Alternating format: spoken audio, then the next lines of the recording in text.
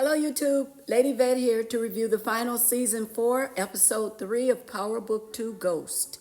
The last episode gave us a glimpse of Tariq's short life out of the game.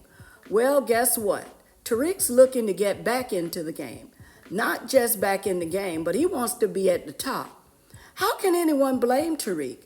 It's in his blood. He was in the game before he was in the game. Birthright episode begins with Tariq and Brayden preparing to cash in their luxury cars in order to raise the capital to meet with a new connect, and they needed to operate under Noma's radar. Separation wasn't easy for Brayden. He wanted to kiss his baby goodbye. Tariq not so much because his baby was shared with 2-Bit for a while. With Tariq, it's money and family over everything. And he thought that this move solved his money problems. He would soon realize that he must be a problem solver over many more things. First up was Pinky sending Tariq a message of a status update. Tariq is full of secrets, so Brayden is clueless when he thinks that there will be no more secrets between them. Proven by Tariq leaving Brayden to transfer the money as he have a meet with Pinky and Monet. Monet is pissed because Pinky found an empty house and no Kate Egan in sight. Monet is determined to get her shooter and stop them from breathing. Monet believes that her time was wasted, but Pinky will find a workaround. Kane was with Effie when she emphasized that she had goals in robotics and that she was ambitious and driven. Kane knew that his goals were street-driven, and so he made light of the conversation by telling Effie that he had a few descriptive words for her as well. Effie quickly reminded Kane that she missed her interview while making sure that he didn't die, and that her application had to be perfect. Their time together was paused by Monet asking Kane his whereabouts. Kane changed gears to get to Mom Monet. Drew told Diana that Monet was talking to Janet about them. Monet knows that she has made mistakes with her children. Diana asked Drew if he was done trying to kill her, because she was. Drew said that he was focused on the future and getting Noma to make him her number 2. Diana reminded Drew that Noma stayed threatening their lives. Drew told her that he is better than Kane and didn't want to spend the rest of his life underneath him. Diana just wants out the game. Drew reminded her that it isn't that easy and that Noma would kill her. Legally speaking, Davis is having his share of troubles, trying to explain that his license is under review to a client who doesn't want to hear it. Davis tried to direct the case to his associate Perla, but his client believes that Davis's situation is not good for him and walks out. We all know how Davis is about his money, walking out the door. Davis is miserable when Tariq visits, sarcastically asking Davis if he is downsizing. These two really need each other during this time. Evident by Tariq telling Davis that he wants back in the game without the Tejadas or Noma knowing. Tariq continued to ask Davis if he knew a connect or two. Luckily, Davis does. Davis informed Tariq that his guy isn't like anyone he's used to dealing with, and he's expensive. Tariq agreed, reluctantly, on giving Davis 20%, as he called it extortion, and asked Davis if he was crazy. Davis responded that right now, he just might be. Monet summoned the Tejada gang to tell them that Noma texted her, that she wasn't needed at work. Monet wanted to know if anyone knew what's up. The room was silent until Drew said that Noma wanted Monet to be 100% before coming back. Diana chimed in that Noma wanted Monet to rest. Monet didn't buy any excuses and got excited when Drew told her to calm down. Monet refused to calm down. Then Kane chimed in with the reminder of what happened with the Russians and Monet fainting. Monet felt like she was being treated like a dummy that couldn't handle herself. Meanwhile, Drew and Kane got messages from Noma to handle stuff, leaving Monet more frustrated. Obi was still with Carter when he came in the interrogation room with coffee. Carter told Obi that he was not under arrest, but yet he held him there overnight. Obi wanted to go, and Carter told him that he could leave whenever he wanted, depending on their conversation. Obi didn't know any drug organizations, so Carter wanted to talk about something that Obi knows about: green cards. Obi explained that he got them the way everyone else does, through hard work and dedication. Carter asked if Congressman Tate had anything to do with the speed up of the process. Obi chuckled that he would be lucky to just know a congressman. Carter chuckled and pointed in the direction of Tariq knowing him. Carter was curious about Tariq and Tate's connection. Obi said that he didn't know Tariq, but Carter played him with a fake folder with their pictures together. Obi asked for a phone call. Carter left him to make his phone calls and then threw out the fake folder. Davis, Tariq, and Braden went to meet the Connect. Oddly enough, they went with Davis to an unsanctioned street fight. Davis explained that he had helped the guy beat a RICO charge. Davis talked about the honor system, and they looked at a beatdown. Tariq was interested in the Connect, not the fight. Davis said that he was probably posted somewhere. Davis told him to look alive. Then appeared Zion, who greeted Davis and asked if he placed a bet. Davis told Zion that he's there on business, so Zion said, "Let's be about business then." Tariq was casing the place and the people as they proceeded to the meet. At the meet, Zion called Tariq cocky, but he liked it. Then told Tariq that he didn't have the minimum as he shoved his money to the floor.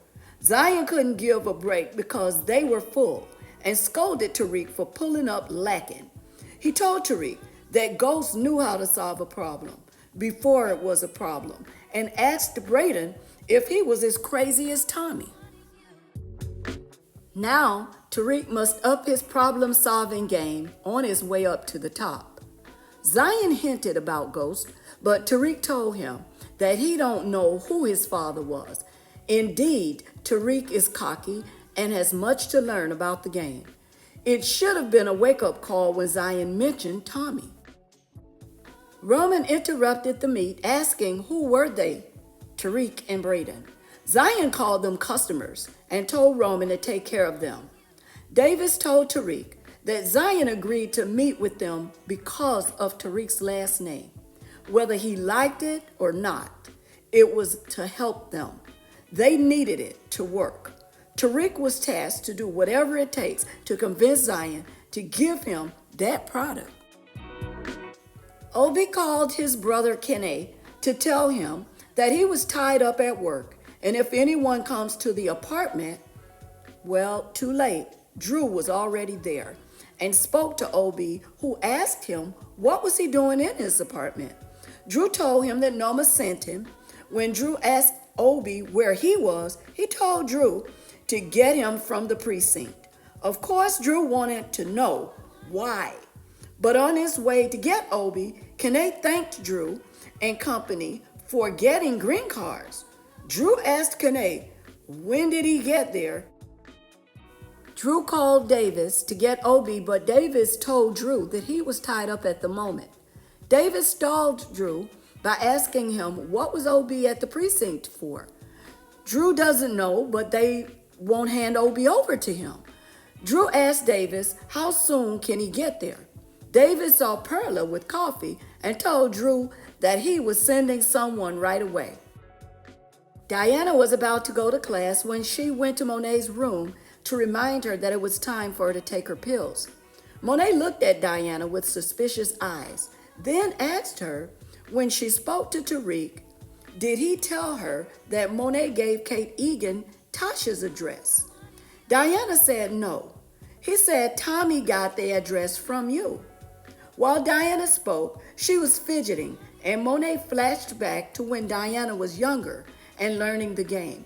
Monet noticed that Diana fidgeted when she lied. Then Diana asked Monet, who's Kate Egan? Tariq brought the samples with him from Zion, but needed to figure out how to get in with him. Braden questioned Tariq, but had no other options, especially since they had a limited budget. Tariq planned to get rid of Zion's men for them to fill their space. Braden wanted Tariq to think about moving bulk weight with Zion. Tariq wanted Braden to understand that they must take risks and stop sounding scared. Becca sends an SOS to Braden, so he heads out to her room. Perla gets to Obi and claims a violation of her client's due process to Detective Carter, who could care less. So he asked Perla if she knew who she's protecting. Perla threatened to file a discrimination suit.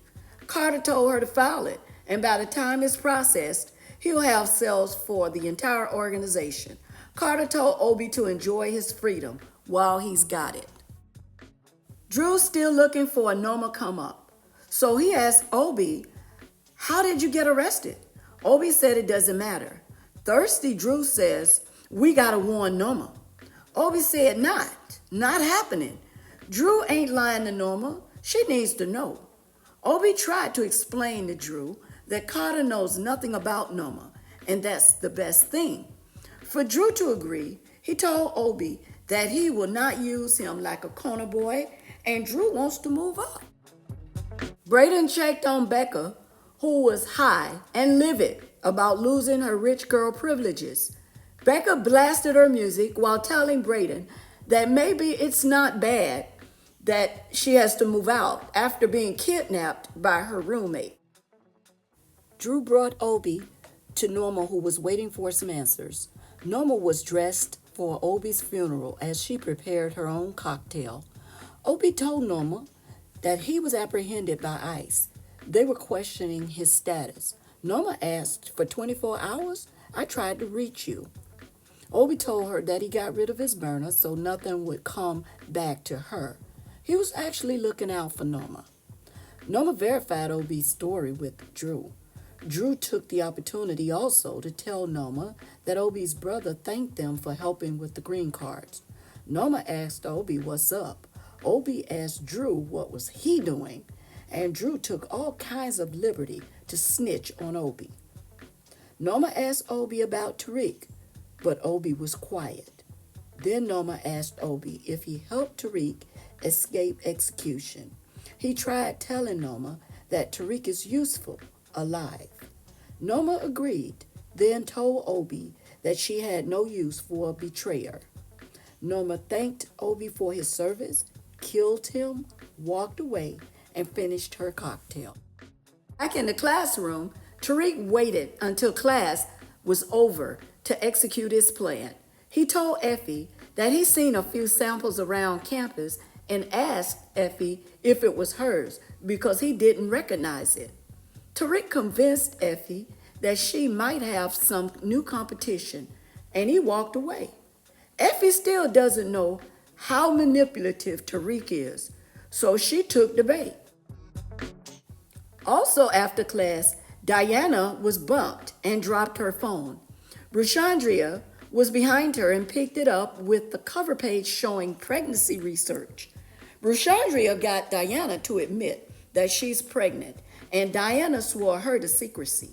We all know that there are no secrets in the Power universe. Kane came to Norma with a question, but she told him to keep it wise because she doesn't do stupid questions. Kane asked about Monet coming back to work. I guess Norma doesn't know that Kane is a Mom Monet boy. She did wonder if they had an unnatural connection, though. Kane asked her to explain. She asked if he wanted to work for Mommy all his life, or can he let the tick go? Kane reminded Norma that he's helping her because she had a grimy number too, and to help her upgrade. Norma asked if he thought that he was qualified to step up. Norma approached Kane asking if he was asking on behalf of his mom. Now, Norma finds out that Kane is no Obi as she's sashayed by Kane, moving in her power. Kane told Norma not to get it twisted, but Norma thought that she would slap Kane, but he checked her and turned her on at the same time. That moment was interrupted by none other than Effie. Janet had a moment trying on Monet's clothes until she walked in. Janet admired one of Monet's coats, but Monet wanted her out of it because it was expensive. Janet told Monet to relax, that they had passed the days of dressing alike. Monet offered another coat to her and that she was excited about. Monet told her that she earned it after putting up with her. Effie shared the sample with Norma and Kane. She told Norma it was found on campus. Kane recognized it as Roman's product, but he's no threat. Norma doesn't want him on her territory and can't tolerate the disrespect. As soon as Anya appeared, the business stopped. Norma acted as the perfect mother, but Anya was still complaining about being sent away whenever Norma felt like it. Then Anya wanted to know, who's Kane and Effie? Norma ignored introductions and asked Anya to lunch. Kane pulled up on Roman's guy Bird to see what's up with moving product on Norma's territory. Bird didn't know anything about it.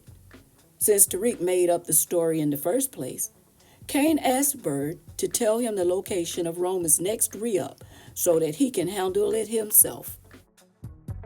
Janet and Monet went out for cocktails, but Janet was doing more drinking and Monet was doing more thinking about why Diana lied to her. Janet told Monet that all kids lie and wanted Monet to think back to fun times. Kane found Roman's re-up spot, and he had a couple of guys with him, and they torched it. They left before Roman's guys could get to them.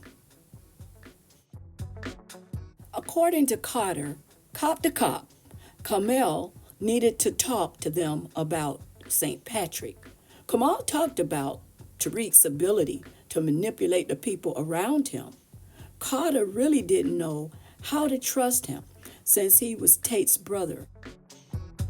The detectives were interrupted about the van that Kane had just torched, saying that a lot of product was up in flames.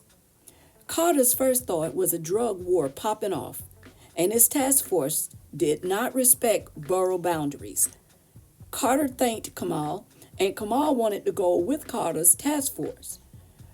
Carter believed that Kamal had too many personal ties, but Kamal insisted. Carter went to the scene of the torched van and discovered that a whole shipment went up in flames. They knew that the owner would be pissed, and it looked targeted. Kamal thought to run the place, but they were ahead of him. Roman was taking out the trash, so Carter pulled up on Roman, who had just found out what happened. When Carter called his name, Roman ran, and Carter ran after him. Carter caught Roman, who said that he did nothing, but Carter asked, "Why did you run?" Carter wanted to talk about the torched drug shipment. Braden catches up to Tariq in the school library, talking about Becca's rich girl gone poor problems. Tariq got a message from Davis that Zion will let them in for $300K. Tariq told Braden that it's not the end of the world for Becca. They need to figure out how to pay Zion. Braden wanted to know, when did this happen? Tariq told him about faking a trail back to Roman and how Effie did the rest. Now Braden asked if they were messing with Effie. Tariq said no, he's just doing what he has to do, and told Braden to figure out how they gonna move the product without Norman knowing. Davis was still dealing with job woes and now divorce woes. Davis told Tariq that they are headed for the bricks, but Tariq told Davis that he's short $50K. Davis said that he would front Tariq the money. Tariq laughed and told Davis that he sounded crazy. Davis told Tariq that his ex-wife is coming for half and Jenny Sullivan is coming for the other half, so it makes sense to him. Now this is his choice, but why is Tariq doing what he's doing? Well, Tariq believes that he lives life making his own choices, not others making his decisions for him. So, thus the reason that Drew, Norma, Kane, all of them have to get what's coming to them, and Tariq will not rest until that happens. Davis warned Tariq that Carter is hungry and got nothing from Obi, so he will find another way in. Tariq agreed that he saw it in Carter's face and that Carter's going to be a problem, but the concern now is making sure that Noma doesn't find out anything. Now, after talking to Bird and torching the van, Kane circles back to Effie with questions about where she found the samples. Kane told her that it ain't adding up and wondered if she and Tariq are playing the long game. Effie tried to work, but Kane closed her computer to get answers. An annoyed Effie asked Kane what's up because she wanted to finish her application. Kane continued with his gut feeling, but Effie asked him why would she mess up her exit strategy and turned the tables on Kane for messing with their boss. Kane pretended to be clueless, but Effie made it clear that she saw him and asked Kane what made him go for Noma. Kane told Effie if she's jealous, just say it. Not Effie, she just wanted him to know that during the accusations, he's messing with their bottom line and regretted missing her interview. Noma was having a glass of wine when Davis showed up. Noma wanted to know why was Davis there. Davis got right to it with documentation regarding Obi and his brother. Davis told Noma that his associate has been unable to reach Obi since he was with Carter. Noma called Davis cheeky. Davis said it depends if she liked cheeky. Noma told Davis to arrange a meet even though she knows where to find him. Elle and crew were rehearsing when Braden appeared. Braden and Elle took a moment for Elle to taste her product and listen to Braden talk about his out-of-control life. Elle offered Braden a sniff to make him feel better. It seems as though Braden is turning into another version of Tommy. Noma's drinking, Kane's thinking about his long game. When Noma asked why did he come to her place so late, he said that he took care of the threat, but Noma said he could have called to tell her that. Noma's smart. She knew that Kane wanted more than to pass on information. Kane wanted to team up with Noma. And by the looks of things, Noma wanted to team up with Kane also. Question is, where does that leave Effie? It was showtime when Braden took a closer look at Elle at work. When Tariq noticed Braden staring, Braden was in love again. Tariq told Braden that things went okay with Davis. They got product and gotta figure out how to move it. While looking at the stage, they figured that if they convinced people that Elle's group is the next thing, maybe use parties to move product. They still had more figuring to do when Tariq got a call from Pinky. Pinky sent Tariq a clip from a Ring camera. At the same time, we are about to sit in on another Tejada dinner.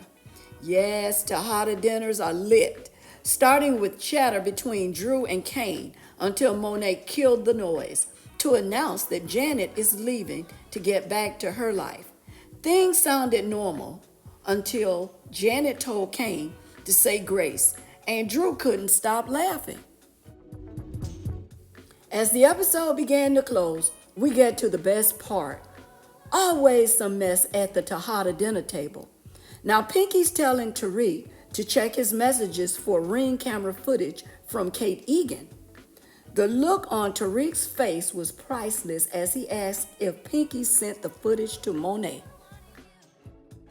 Monet's phone was vibrating while she was talking about starting her own business. She wanted her kids to work for her as partners this time, not as soldiers. Diana was in until they turned a profit, then she wanted out. Monet agreed, but the guys wanted to stay working for Noma. Monet's phone vibrated until she picked it up. Monet looked as if she saw a ghost, and while staring at the phone, Diana asked, "What's wrong?" Monet asked her, "What did she do?" Diana and Drew made eye contact.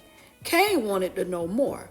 Monet passed the phone to Kane, who showed Diana what they were looking at and asked, "What is this?" Monet raised up from the table, calling Diana stupid, while Drew quietly moved away from Kane to get Diana before Monet beat her down. As Monet was saying that she should have never had them, she reached for Diana, but Janet pulled her back and Drew got Diana. That crazy Monet, She was coming for Diana. Drew and Diana hurried out, as they should have. Cain was in shock, still looking at the phone. Monet yelled at Drew for knowing about it. Monet realized that they set her up. Cain realized that they played him, so Cain went behind them to do what Cain does. Janet called Cain back. Cain didn't hear her. Drew and Diana got away as Cain took aim in disbelief, leaving Mom Monet screaming. Stay tuned as we watch the dismantling of the Tejadas. Don't forget to subscribe, like, and comment. Until the next time, guys.